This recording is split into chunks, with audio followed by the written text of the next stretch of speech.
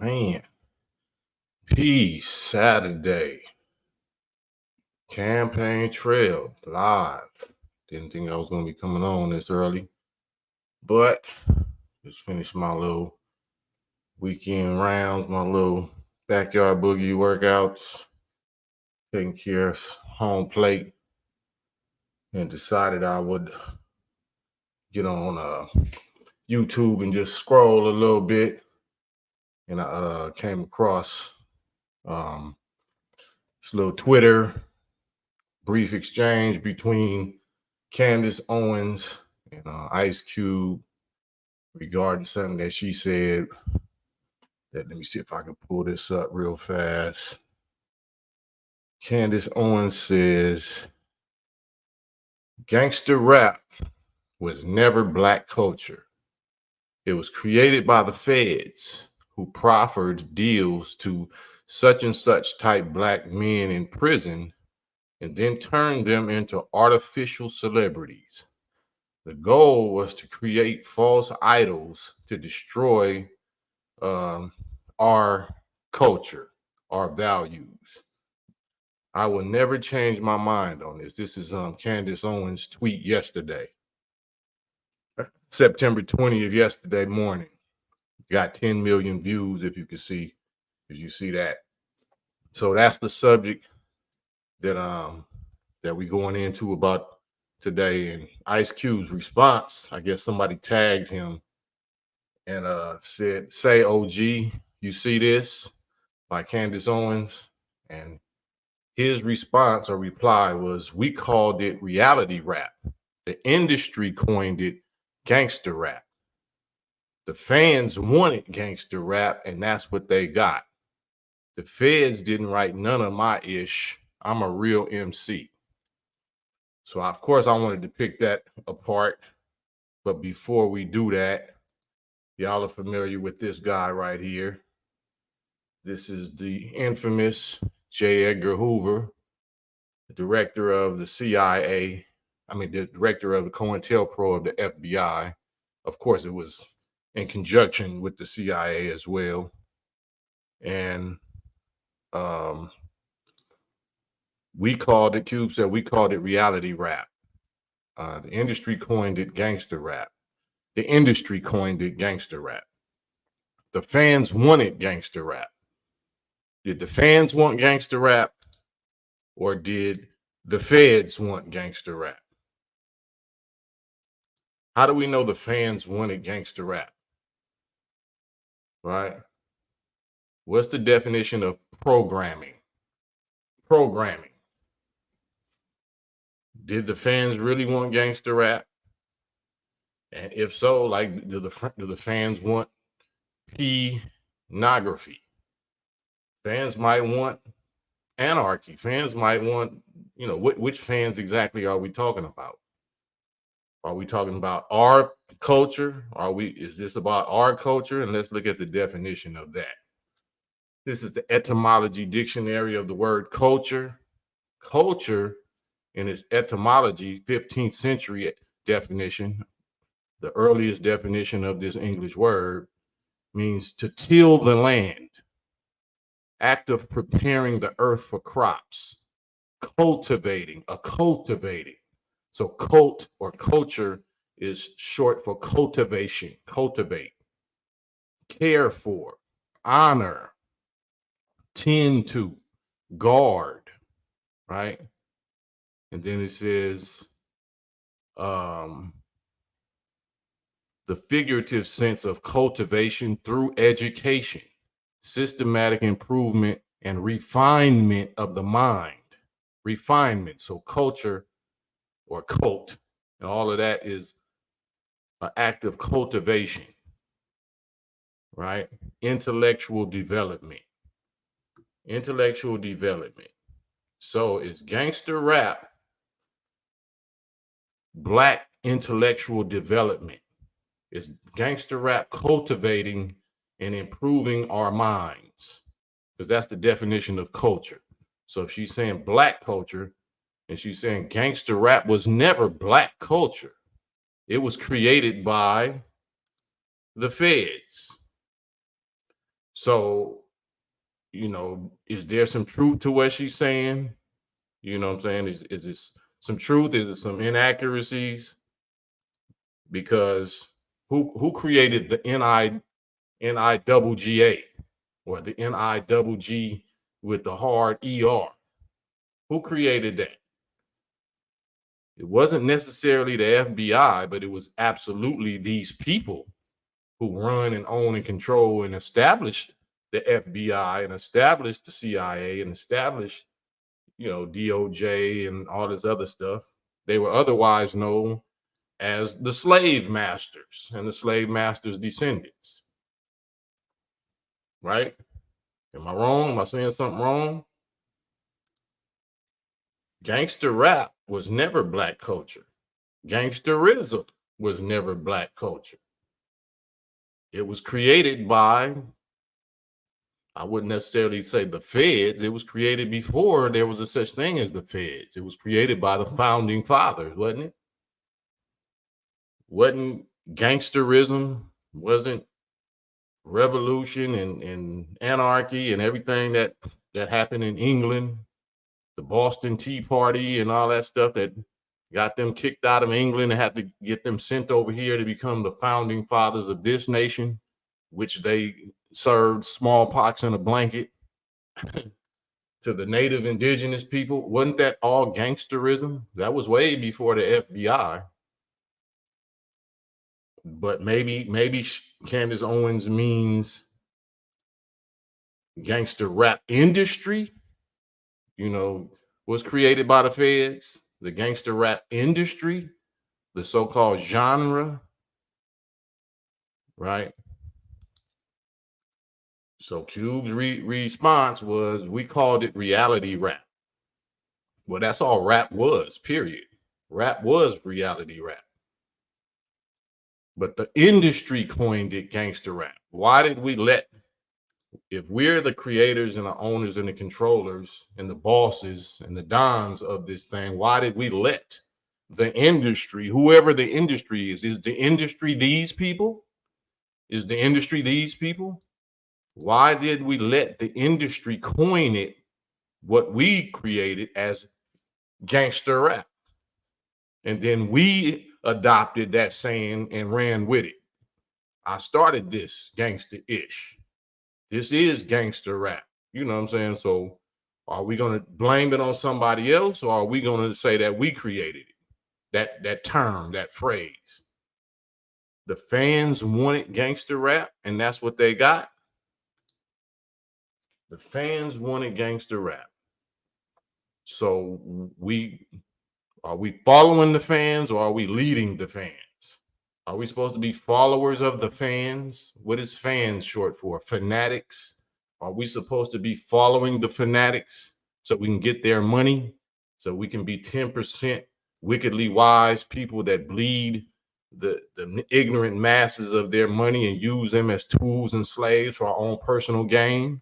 Is that what we're supposed to be doing? Or are we supposed to be teaching and leading and guiding the 85% mentally dead masses? Which one is it? We called it reality rap. Okay, why did we stop?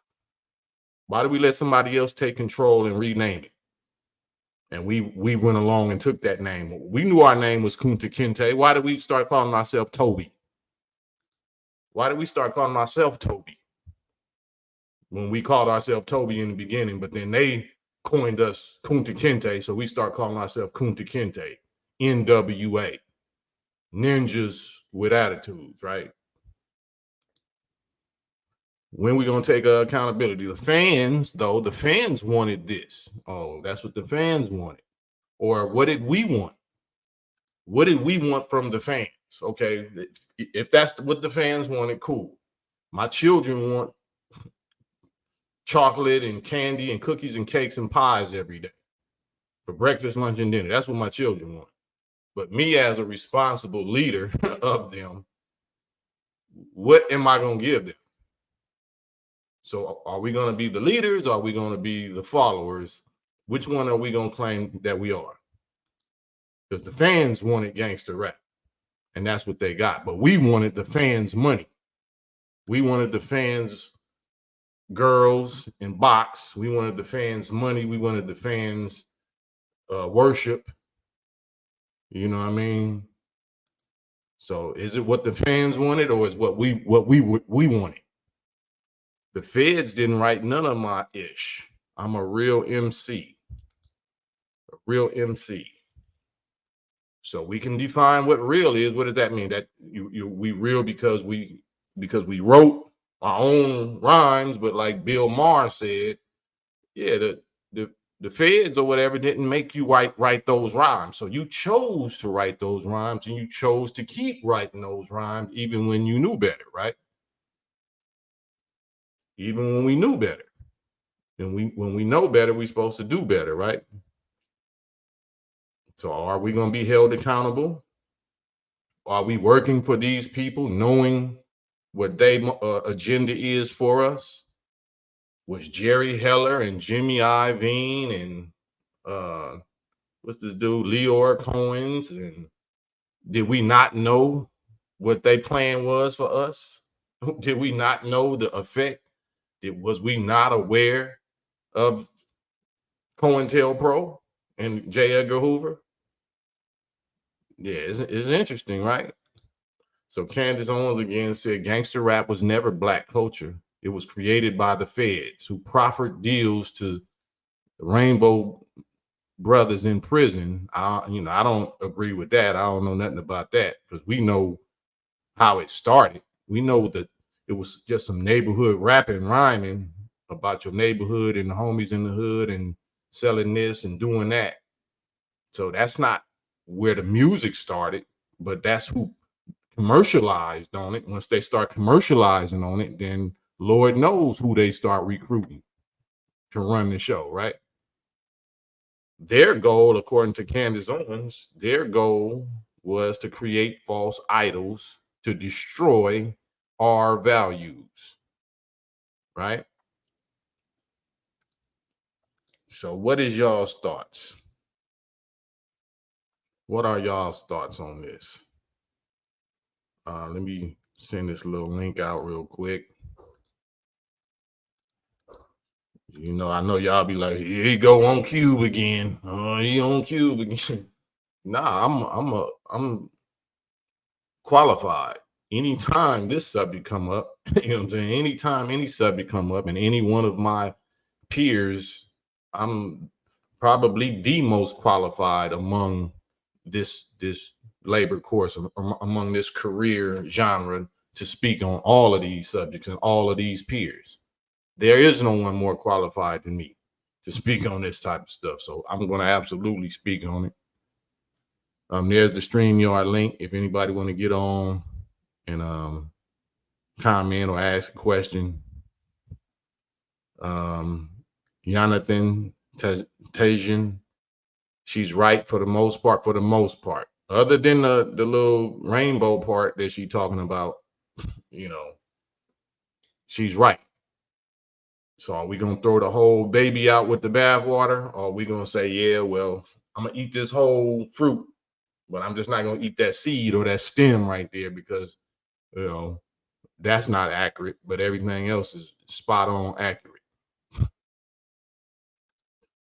Juan Gian, gangsterism and music in general have always gone hand in hand. Depending on what side of the weapon you are. You know, for black people, it was never, we was always the receiving end of gangsterism, right? We was on the other end of the blade or the barrel. So our music, our soul, our gospel, our jazz, our R&B was always from the victim's standpoint of gangsterism, if you understand what I mean. So we was never rapping and singing about victimizing nobody. We was our talent and crying and the soul in our voice, soul music, came from being victimized.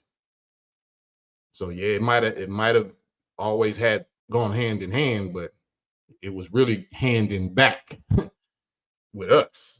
Their hand against our back or against our head. Right. First Ghost, we're not doing the Willie Lynch stuff here. You know, I hit that because that's pure Willie Lynch business. Because if you got any history, knowledge of history, that's where they took us to break us. That's the Middle Passage. So the Caribbean is full of black people because that's where they had to take us to break us and make us slaves for 64 years before they would take the broken ones to the shores of North America. So miss me, miss us with all of that poison. We're not here trying to talk about tethers and all of that. She's 1,000% right. Now, I sent the link. Anybody want to get on here and play that game? You know what I'm saying? Get on the live with. Don't type. If you want to, you know, I'm 100% with Candace Owens. Now get on here and fade me. Get on here and fade me. I'm 100% with Candace Owens on this and on except the part where she talking about the rainbow people, but was she going against the people over there in Palestine and the Steens and the Bergs and the Goldblums? I'm 100% with her on all of that and this subject. That's why I posted it. Now hop on here and prove me wrong. Hop on here and shut me up. Let me see if you know more than I do on this subject.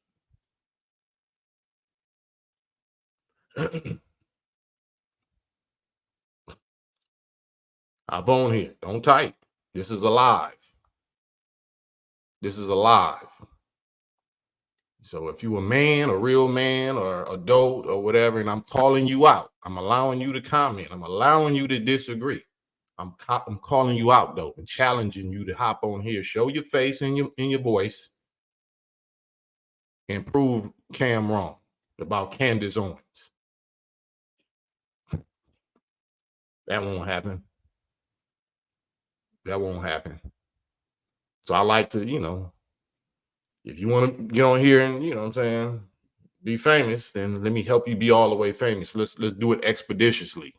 You know what I'm saying, jump, Sims, jump. I have no idea, right? I have no idea why you ain't hopping on this live with me either. So give me an idea why you ain't getting on this live with me. And we just talk it out and let the people see it. This is not Lou Woody in court. This is not a stenographer, you know, platform. You can actually hop on here and show your face and your voice with me.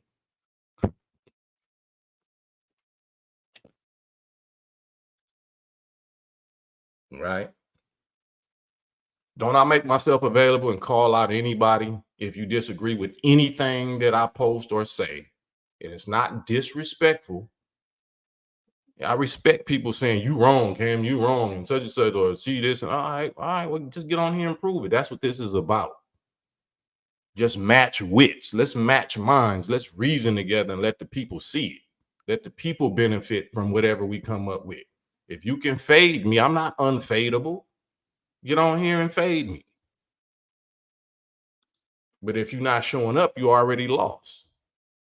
You already lost. If you hear and take way more energy to type than to do just to hop on and let it flow.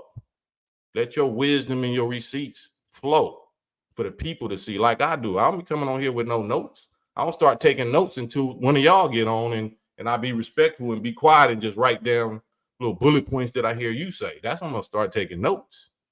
But right now, this is just the spirit. This is just the Holy Spirit that I'm on.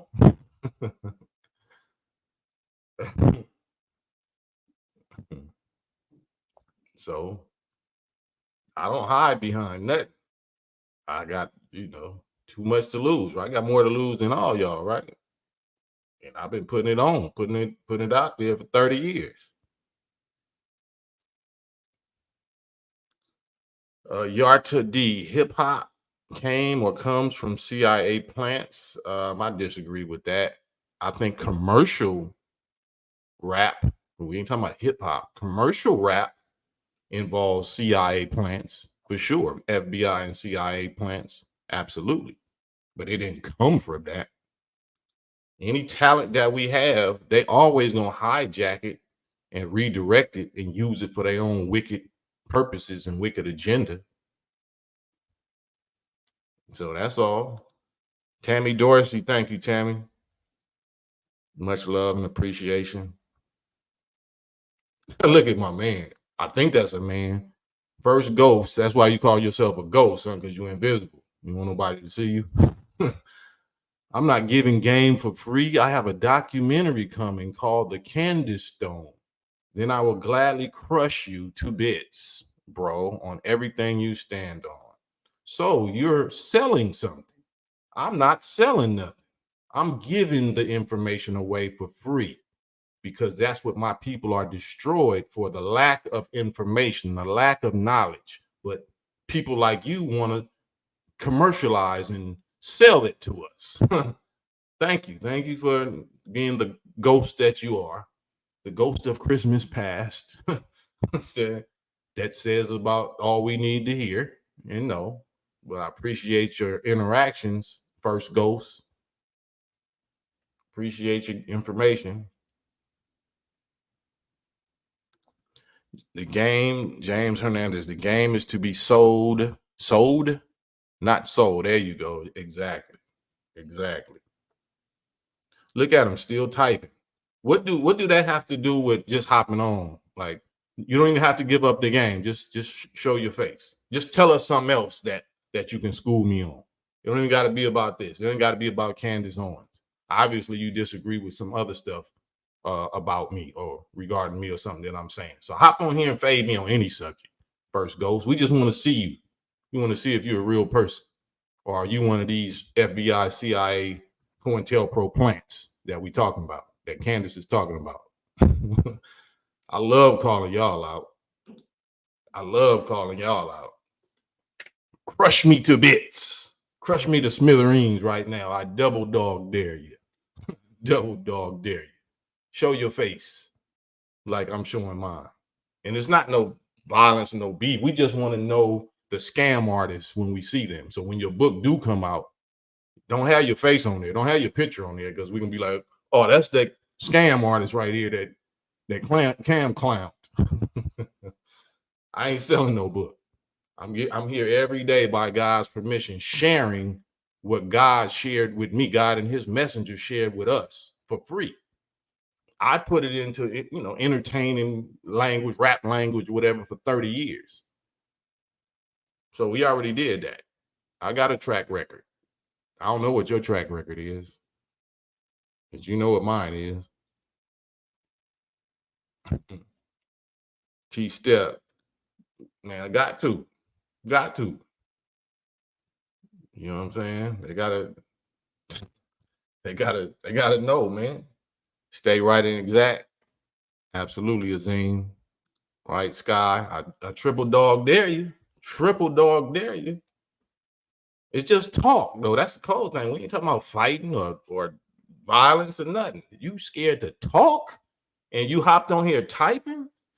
Man, who wants to buy your book? Who wants to buy your book? You scared to even do an interview. Steady typing. First Ghost is my such and such name. Now you're trying to get the page struck out or something using words like that? Boy, bless your heart, First Ghost. No wonder you're a ghost. Well, I'm a ghost buster. I ain't afraid of no ghosts. I'm a ghost buster.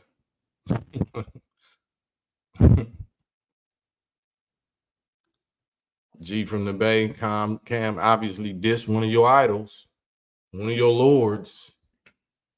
Yeah, must have. G from the Bay, that must have been what happened. That's all. Trig, we already got. You already know what. You can hop on here. I posted the link. We already got highlight reel of me and you up on my page. You want to get on here again with me? Come on, Trig. Let's go for a round two. You already semi-viral. Let's get on here with me.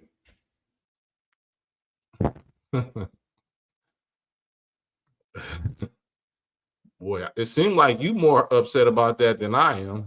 You projecting, you must be a failed rapper or something, because I'm not a failed rapper. You know what I mean? So you might be hurting regarding my career more than I am, because I'm doing my career right now. This is my career. So I'm pretty successful at it, pretty good at it. Man, what can I do to get y'all to get on live with me? Like, ain't that something? How can I convince y'all, you know what I'm saying, to get on my highlight reel? On my poster. Get in my poster. You know what I'm saying? Y'all hoopers, y'all ever hoop? Come get in my poster right quick. Y'all want that, huh? You're gonna be the next thumbnail. You don't want to be the next thumbnail in my next post, huh? Yeah, I wouldn't want to be either. I wouldn't want to be either. The enemy public with brother salute Nasir. Lost Coast TV, John Henry Clark, Dr. Ben Yosef, Yakinen, Walter Ivans. You saying that to say what? Yeah, those is all our great brothers, researchers. But what's the purpose? How does that would have anything to do with the subject or what I'm saying? Would you like to get on here and say something? Lost Coast TV. Man, it's live. Don't wait until the recording stops and then comment. Don't wait till the recording stops. When it's live, that's our opportunity. You know, if it's this subject about Candace Owens and black culture and her Ice Cube disagreeing, or it's anything that you see me post or say that you disagree with, this is your chance. Well, every day is your chance. No, this is every day. I'm on here every day. So if you type in now, get on now. Don't wait until tomorrow. When you type in now, like, you know what I'm saying? That's what makes this content. That's what makes this entertaining and interesting and, you know, potent.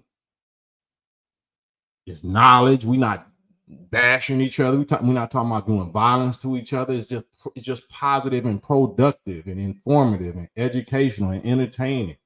You know, I got a sense of humor. I'm a clown a little bit. I'm gonna throw jabs and hit you with jokes and roast you a little bit, but it's still love if you black. It's all love. I don't want to destroy you. I don't want you destroying me. The enemy's public. Peace. Peace, brother. How you doing, good brother? Oh man, I'm blessed. How you doing? Fine, thank you a lot much. My That's brother, right. I What's just on your want to mind? let you know that I appreciate your work, brother. Oh man, thank you, brother. It's a song that you did a few years ago, the NOI swag. Oh yeah, yes sir. Yeah, yes sir. That's for That was my joint, brother. And yeah, that everything you was were awesome. saying in that song, brother, resonated because I fell in the ranks back in 1987 in Plainfield, New Jersey, under Minister Abdul Kareem Muhammad. Yes, sir. Yes, sir. And a lot of things you were saying, and when you was going through the pictures and everything that you were saying, the picture was flashing. I was like, Yeah. when you said envious hypocrites, I was like, wow. And then the picture that shot up that came up on there, because I know some of those people personally, well, yes, knew sir. them anyway, thought I knew them, but Yes, sir. I just wanted to let you know that, brother, that I've always been a supporter of yours. Much Always been a love and supporter, respect, brother. bro. Any way No that doubt. we can you got any business or something that we can support, any online business, anything, products or services that we can Well, my wife wrote a book called Fire, FYRE. You can go to Amazon. It's on paperback or Kindle, and go to Angela King James. And the book is called Fire. Fire 2, the finale is coming out this fall. It's been What is the doing subject good. of the book? It's dealing with the reality of our reality. Okay. Our reality. That's what it deals with. Well, everybody follow my brother and go online on Amazon and check out the book. Is it an ebook or is it just a paperback? You can get it on paperback. You can get it on Kindle. Kindle and paperback. Fire, FYRE, and Yes. Angela King. You said Angela King James. Angela King James. I'm gonna check it out myself. I want Yes, everybody, when y'all see this, go check it out for yourself. This is what it's for. Even if you disagree with me in anything, anybody else, you can disagree with me, but we're gonna agree to support each other if we doing business. So Yes, you can sir. hate my guts and cuss me out, but I'm gonna still support and promote your business. So take advantage of me on that. Your subject, gangster rap, was never a black culture. It was created by the feds.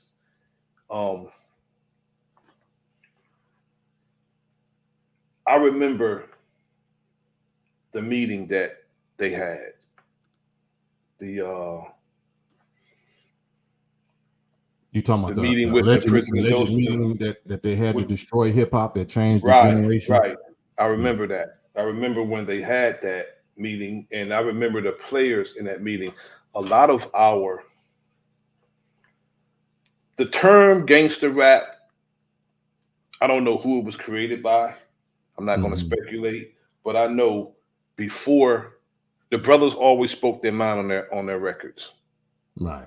The message, a lot of your songs and other songs, Spoonie G and New York, and because I know the brother who wrote all those songs personally, Edward Fletcher, who wrote New York. Right. I know the brother who wrote the message and Survival. Right.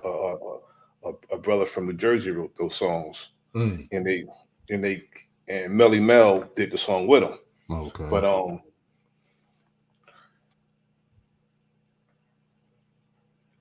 the sister Candace Owens is oblivious to what hip hop is. Right. She's oblivious to what it I is. think she's in her 30s or early 30s, right? Right, exactly. But she definitely is a scholar. She's articulate. She's a journalist, but she's not from this experience. She don't have our experience. No. And she is looking at us and seeing us through the eyes of our enemy. Well, I don't know about that. I mean, of course. I mean, as far as hip hop. As far as hip hop, because As far as now hip hop. just the fact that she has the husband that she has is proof of what you're saying is correct. Yes, but sir. As she's been getting, canceled and censored for certain things, now she's discovering. She said it herself that I literally used to be a magician or a worker for the Zionists until I said something that they didn't like. And I saw the whole firestorm of what everybody been talking about over the years, and I found that to be true. So that's how activists are made. Activists are made from something that happens to us personally or selfishly, and then we respond to it. Exactly. The wake-up call, and they all eventually get it, Right. And it's a shame that it actually had to happen to them in order for them to realize that it can happen. Actually, that all of us. The only reason we resonate with Minister Farrakhan or Honorable Elijah Muhammad or Malcolm X is because something happened to us. Yes, sir. You know what I'm saying? But the Honorable Minister Louis Farrakhan told us that we have to develop a nervous system within us, our people. If something happened to you, I was supposed to feel that. Right. And that resonated with me when he said that years ago. And that's what I go by. If something happened, because a friend of mine was killed by police back in 91. Mm-hmm. And I felt that, and it resonated, like far as like being with his family. I felt this family pain. I went to school with the brother, and I felt the family's pain.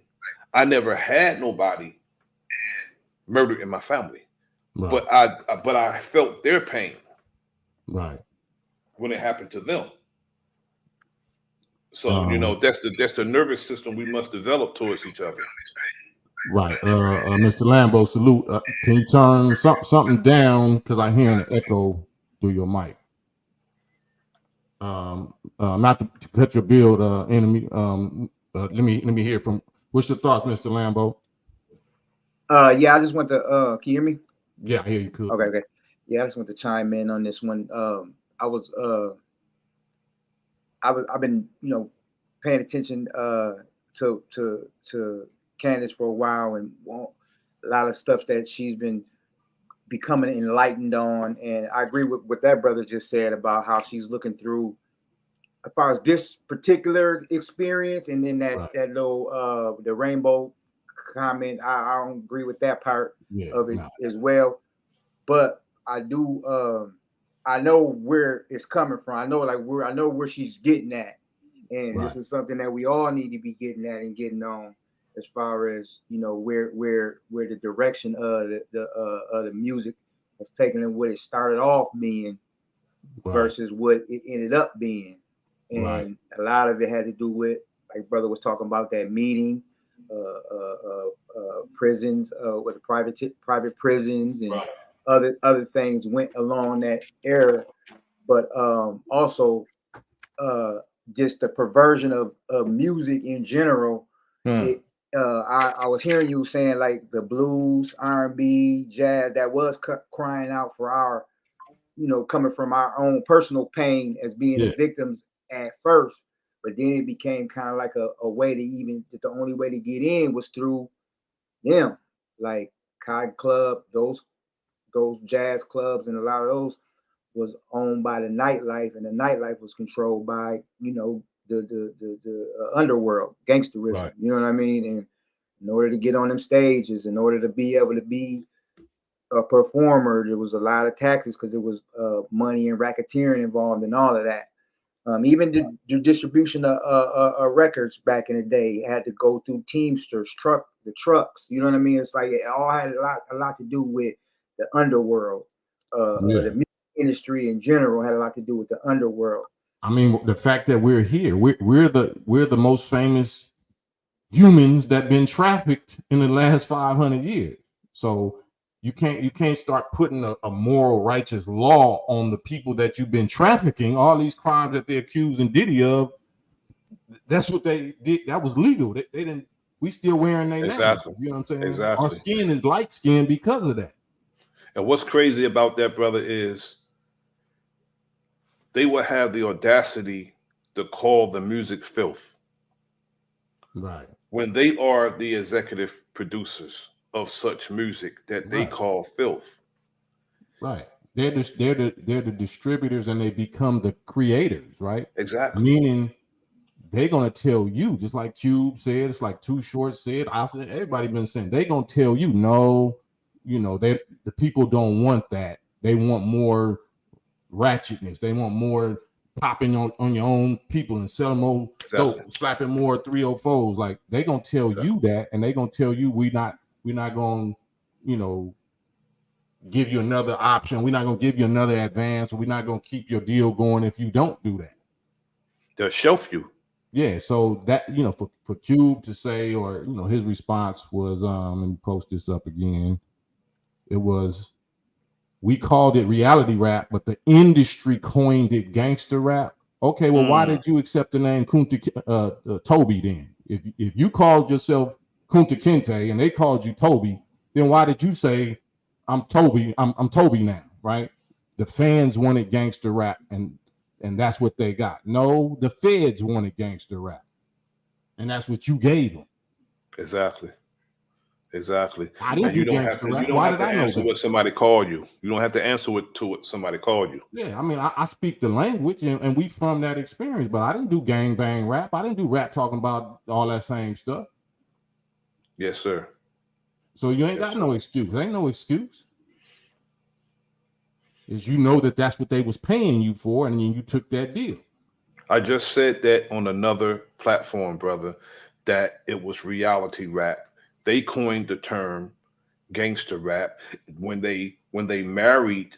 They wanted to marry the prison culture to hip hop, and they did, among other things that they married to hip hop. And those some of us participated in it. A lot of us just became ourselves and stayed ourselves. Now when it came to what we spit on our records. Now that part I know definitely was fueled by, you know, what you call it, just like, okay, when crack cocaine hit the neighborhoods, right? When that hit the neighborhoods, people you know,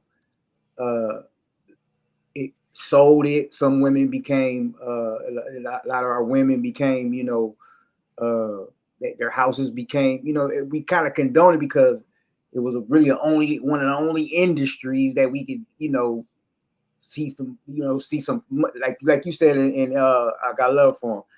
That's until money came into the picture. Now it was on from dusk to dawn. Everything jumped to a whole new level. You know what I mean? Because the money was, you know what I'm saying. It became a way for us to get the stuff before and all stuff we could see on TV, and that was enticing. And the rap promoted it, supported it, kind of what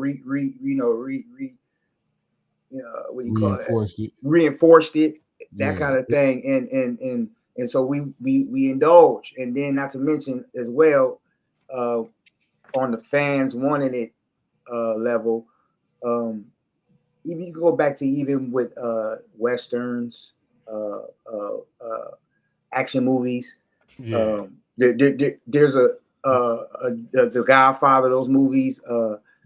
Like there's a America has people in general they want to see that. They want they want to see we wanted to see ourselves on TV. That's exactly. all it was. It didn't have to be that subject. Yes, we just wanted to see ourselves on TV. We wanted to hear ourselves on the radio. We knew that we was great, and we knew that we deserved to be known for our gifts and for our talents. So that's why rap was big. It was big when it was African medallions and X hats and conscious rap, brand new, wise, intelligent, poor, righteous teacher, or, you know, public enemy, Rakim. Like, we didn't have no problem. It was no problem. The problem was we was waking up and we was uniting. You know, and that's what they had to stop. Pro-black and pro-Africa, pro-black, everything. So that worked for us. It was nothing broke. It was nothing to fix. It was being fixed.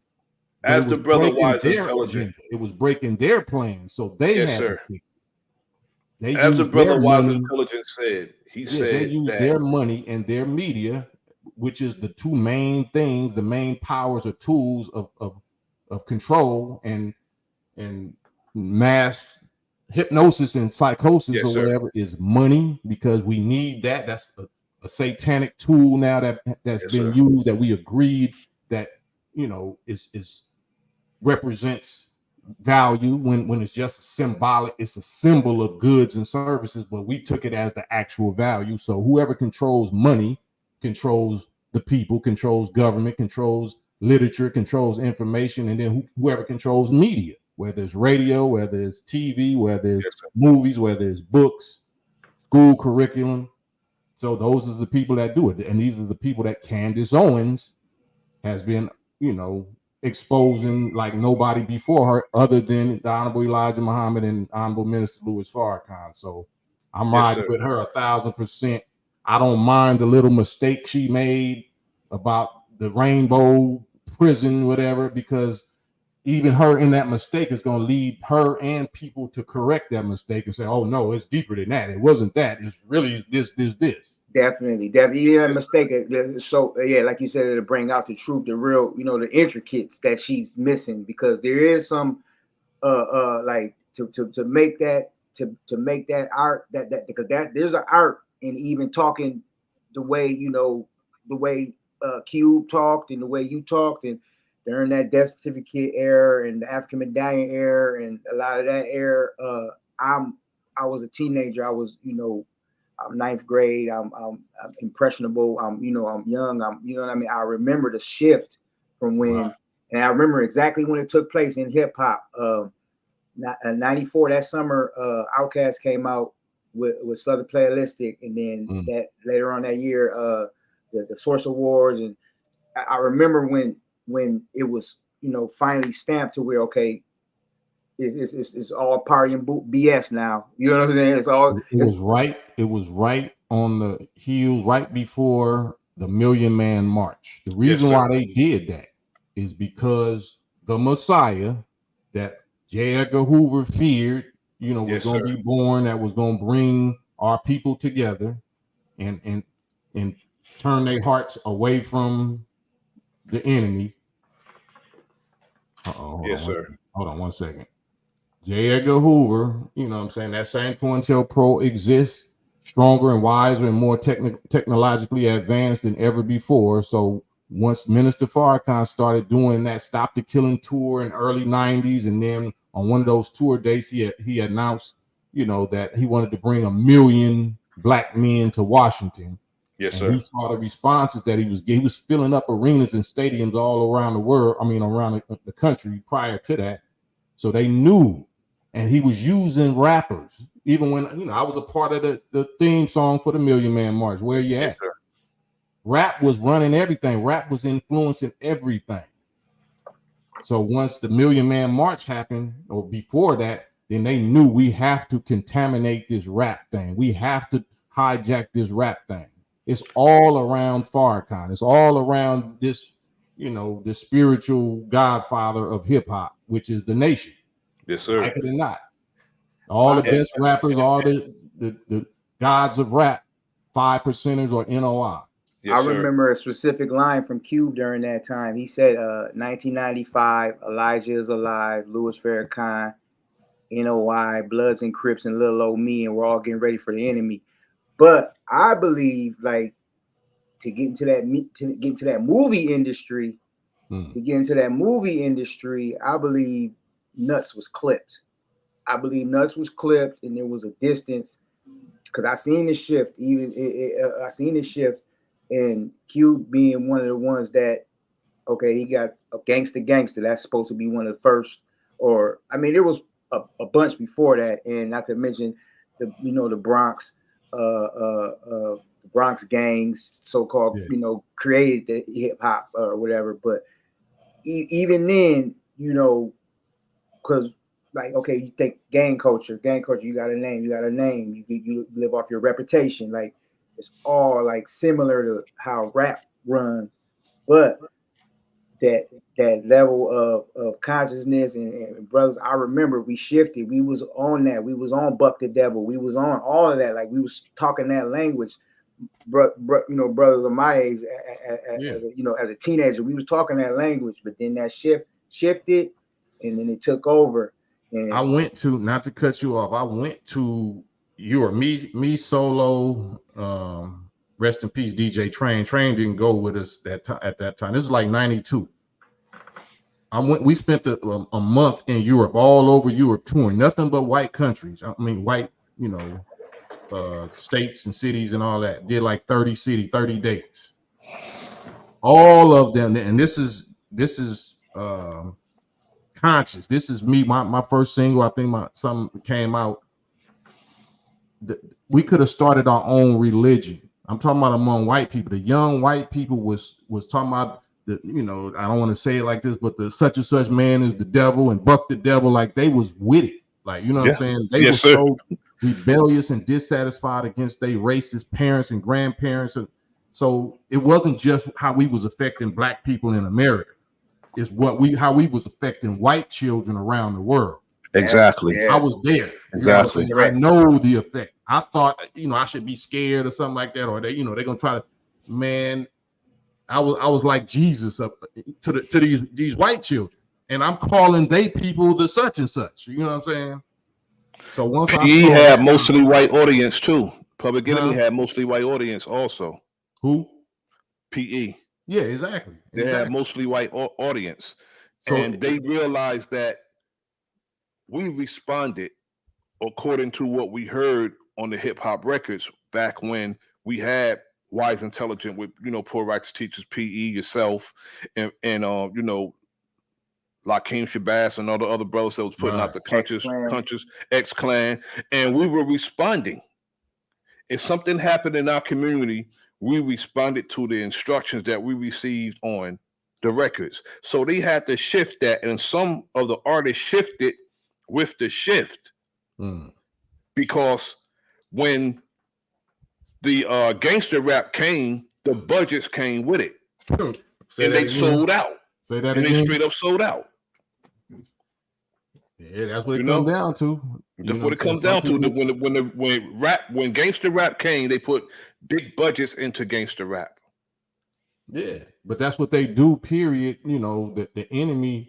I always, for the last few episodes I've been doing podcasts, I've been telling the people to go look up Confessions of an Economic Hitman by John Perkins, and how the CIA, you know what I'm saying, uses billions and billions of dollars and resources or whatever to destabilize governments.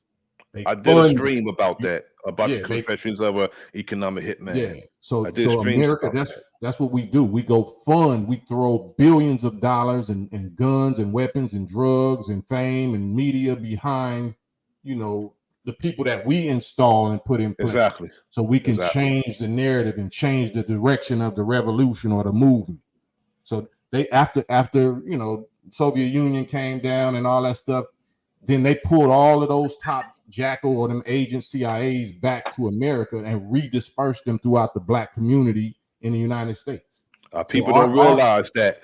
People don't realize that when their assignments were done, they were sent to our organizations, and some of our organizations, they are what they are today because of them. Right. The bad part, because they went in, infiltrated, and as the minister always told us, when somebody come to you and tell you to do something that makes no sense, as far as like go after your brothers who on the other block, and it makes no sense, that's an agent. And they went in, infiltrated, and made them what they are today as far as like so-called gangsters, because these are organizations that were the vanguards of our communities. Right. They protected the women and children, you know, and they fought off our enemies. In particular, rogue ass police. Yeah, they fought them. That's what they was established for. That's what they were doing.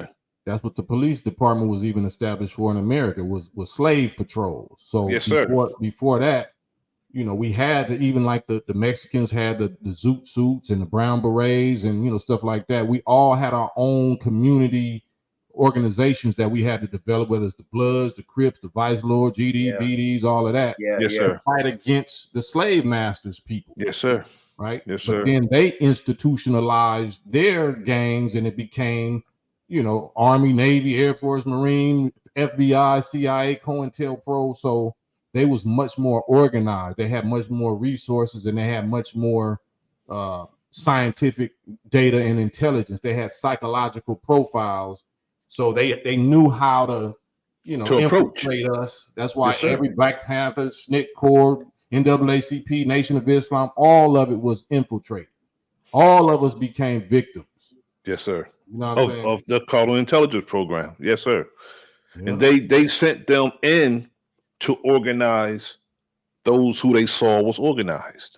Yeah. Or organizing, rather. They sent them in to organize them to do what some of the brothers were doing as far as the self-destruction, fighting each other. That was COINTELPRO. They sent them in to start that. Our brothers wasn't doing it prior to that. The bag was usually the way in too. Like they gave a bag. That's all you had to do. Get a bag to a certain person, and then that certain person, they gonna sell everybody out for it. You know, as long as they the one with the bag. Sir. And that come from also a victim. That's come from a victim point of view as well too, because a person wouldn't be so susceptible to that.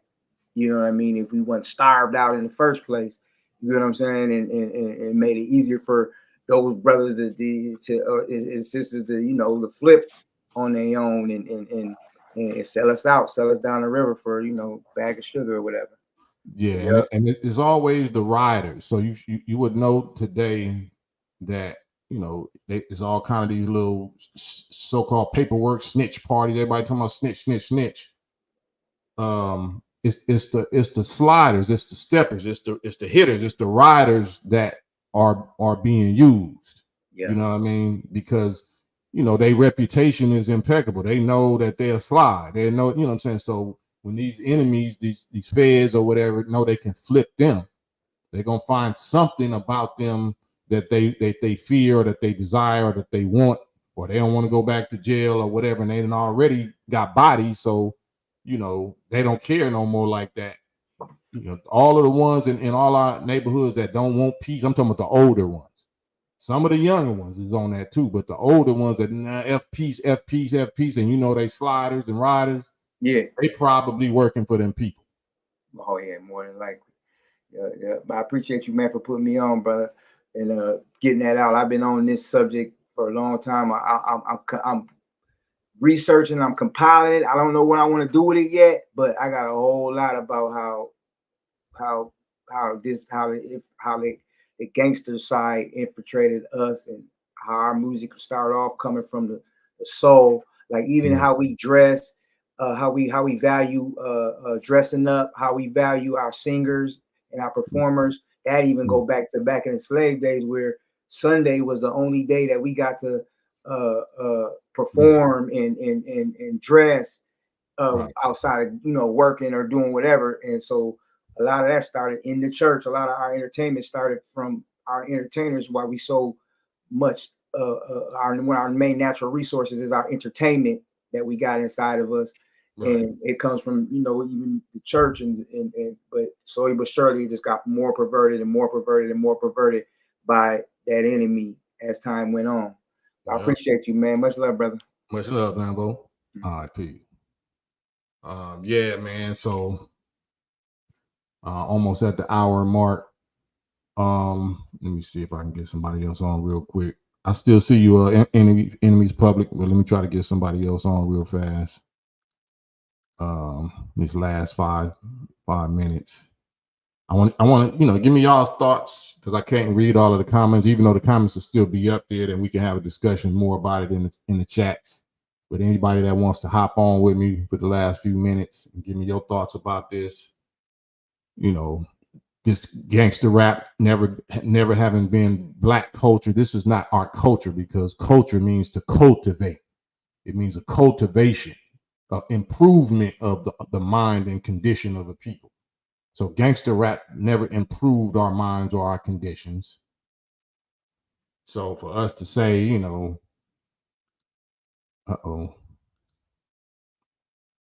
my bad. For us to say, I'm trying to get to the definition. It's a cultivation. Culture means tilling the land, cultivating, caring for, honoring, collective intellectual development. So gangster rap was none of that. You know, rap was reality rap. Rap was reality rap. You know, we didn't start out rapping about fairy tales. We rapped about whatever, you know, our reality was. So, but if we're gonna adopt the false phrase gangster rap, that's because the whole gangster thing was a spin on gang banging. So gang banger rap, you know what I'm saying? So that was a West Coast, that was an LA thing. They saw that the people, or the Black people, former descendants of slaves on the West Coast, was the most rebellious. Those was the slaves that had to get drove west, you know what I'm saying, because of their rebellion, had to flee. And we all collected, or, you know, in California, most of us, so you're gonna have a lot of the most influential rebellious activity on the West Coast. And that's easily manipulatable if we emotional and ignorant. And that's what they did with COINTELPRO. It's real science, real psychology that did this. Jesus King. Jesus King. Your mic is on. You got it. Your mic is muted. Jesus King. Unmute your mic. All right. Well, I'm gonna have to keep going then.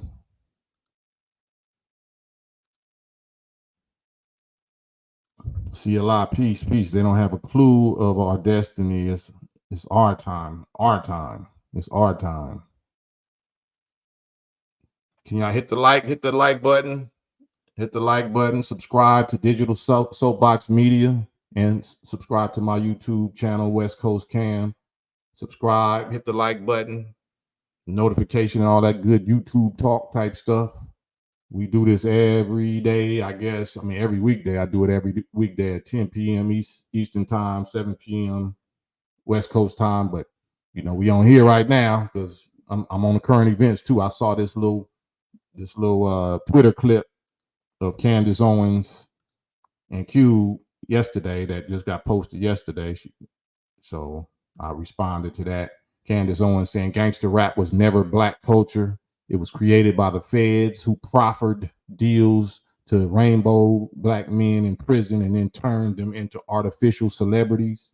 You know, I don't agree with that part. Candace Owens is only 30 years old, 30 something years old, black woman married to who she married to. So, you know, I don't mind her researching, you know what I'm saying? Because at least you're going to come to the right information if you stay on that road. But that part is not correct. The goal was to create false idols to destroy Black American values. That is absolutely correct. That part is absolutely correct. But the other part, rainbow part, that's not where it started at. Let me get on here. How do I get that off of here? Jesus King. Jesus King. You hear me now? Jesus King.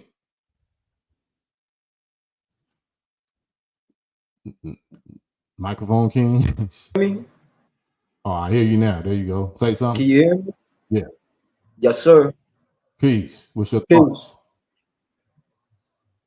Oh, you can hear me? Yes, sir. What's your thoughts? Yeah, so more than thoughts, experience and research. One, I want to thank you for even allowing me to speak. No, it's all good, but I'm past the hour, so it's all on you. I'm going overtime because of you. So say what you say what you feel, but cut to it. So when we talking about hip hop as a culture, and if you're saying it's not a culture, it's a recent conversation that I've been hearing about, and it's an interesting one because it is. No, I didn't say hip hop was not a culture. No, I'm not challenging you on that. I was just saying that was a conversation I recently heard someone say. And because they're saying that a culture actually stays the same. It's almost like a tradition. It's set in values, and it's something that could be passed on. And I look at it as it was infiltrated because it was too powerful, because it's spiritual. Hip hop deals with 5 elements. And you got graffiti. Not to cut you off, but we really talking about rap. She said gangster rap. We're not talking about the other elements. We're talking specifically. Right. But that one of the we're gonna get into the gangster rap part of it is like that's a phrase that was coined because this was a programming to, from my understanding and research, to increase the prison population, to control that aspect of the prison industrial complex, particularly to target the people from the inner cities and the urban community. That's where the gangster rap was used for. Right. We literally, you probably just hopped on recently. We've been saying that exact same for the last hour. So I'm not to. I wanted to get into the fact of you talking about the government aspect of it. The FBI itself, from its foundation with J. Edgar Hoover, they formed the FBI, this federal agency, based on the narrative to stop what they believe would be called a Black Messiah.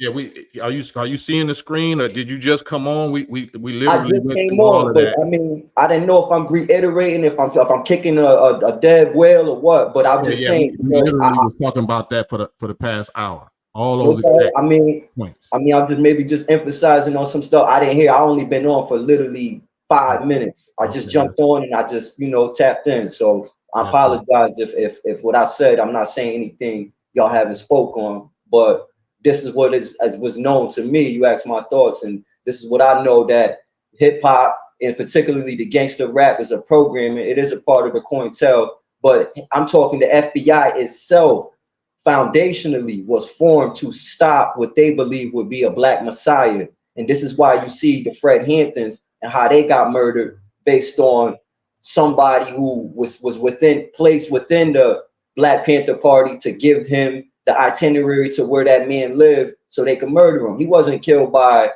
a rival street gang or something like that, like you see now in Chicago. He was killed by the police.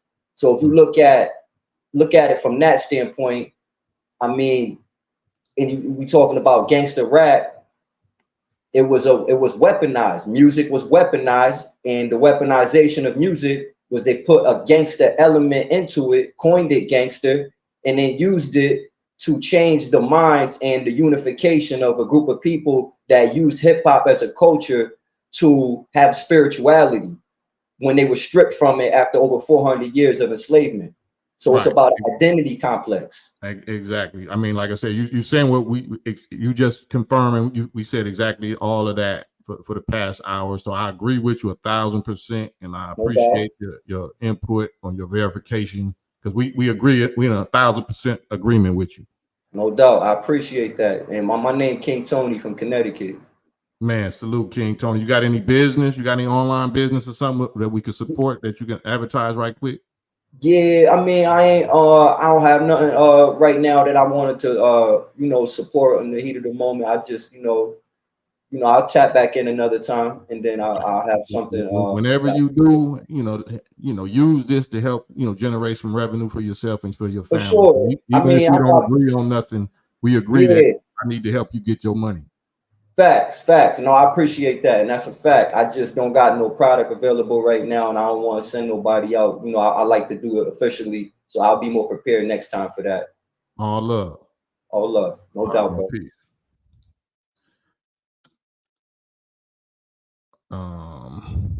Clarence William, Gangsta Rap is degenerate for the community. Mike Sum, I like Candace. She wants the best for people. Truth Lady, she is a God-fearing woman, just misguided. I agree. We all are still a little misguided, you know what I'm saying, until we get all the way on the path and see what's what and who's who. And we works in progress, so I don't mind that. Adam's Music Box. Cam, I'm a huge fan of yours. I think you're amazing. And I actually did a video on this subject because I think it's really interesting. And I'm obviously not coming from in the Black community, but as a musician and as a follower of yours, I just wanted to say what I think of the whole thing, if that's okay. Absolutely. Great.